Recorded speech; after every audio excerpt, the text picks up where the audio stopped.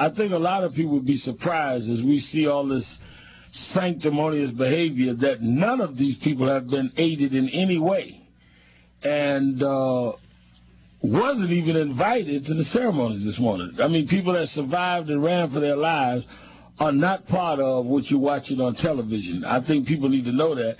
And over half of the people that were killed were people of color. You would not know that. Not that I condone anybody being killed. I certainly feel for the white families as well. But they put a white face on this, and you have to ask yourself why. You know, right after 9/11, I said that for a few hours, maybe 24, there was one New York. But after that, it came to a black New York again and a white New York. And it was very clear. And from what your guests have been saying, I mean, they're making it abundantly clear that they were treated differently.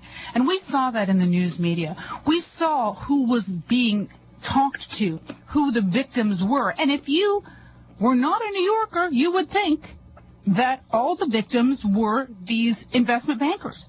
Not that they were the support staffs, that they were the guys that washed windows, that they were the folks that made breakfast at Windows on the World. Right, which was the restaurant on the top. You know, you would not know that if you would not know what was being done for those communities, or the fact that some of those communities were completely being ignored.